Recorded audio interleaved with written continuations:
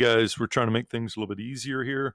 We have created a database to keep up with all of the crazy actions and documentation and proposals and the status of where all of those are. So I wanted to take just a minute here and show you this database, tell you how to get to it eventually, and what it's good for. So anything that you have, any suggestions, comments, you're welcome to send them to Mr. Spillman or to me, Lee Craig, to try to make it even easier, even better. All right.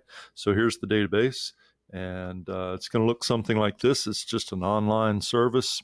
It's free. It's about as simple as thing that we can make here. But what you've got is a list of all of the actions here, the status of all of those actions, comments, and the department they're from, what class or what program these represent, and then a link for the documentation themselves. Of course, over here, these are the days I added it to the database, and when we vote on it, and it's either approved or denied or whatever, then it will go here. Okay, but for any one of these, number 5 here, for example, you can see that it's a PRGCHNG. That stands for program change. So these guys, the engineering department, want to change the mechanical engineering program. This is an amendment where originally they had the documentation. It was incomplete, so it got sent back, and that additional documentation has been added to the original documentation, and it's all here. So you can see that.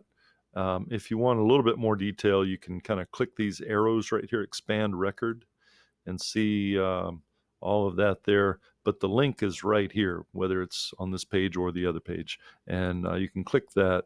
It should open up the PDF documentation. And ideally, you could just read it all right here. We don't have to print, 5,000 pages every time. If you like it, do it, whatever. But there's that documentation. This is the part that was added at the bottom. So it's all there, and you can get to that.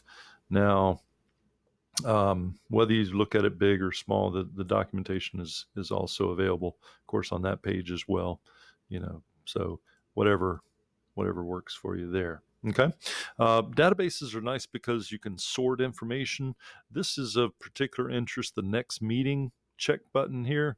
Now, everything's lined up for the next meeting. There will be a little bit more, I believe.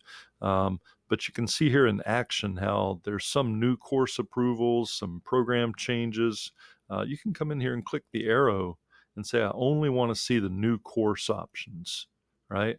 And then if you apply right there, then it cuts the list down to just the records you want to see. You could further come along and say, well, I only want to see the ones that were added on October 10th, or the ones that have been approved already. There aren't any in this case, so everything disappears. You can clear all. You can take out this filter, take out the other filter, whatever. But hopefully this will make getting to that information easier, and will make our lives a whole lot easier. How are you going to get to this? Well, Mr. Spillman is eventually going to send you an invite to the meeting. We have one coming up pretty quickly. So this is a sample email that he might send to you, and it will say, please show up on this date and where and what room and all that. But there should be a link in there somewhere.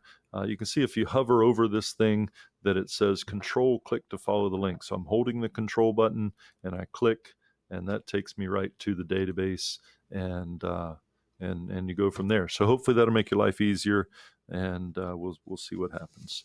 Thank you so much. Have a good day.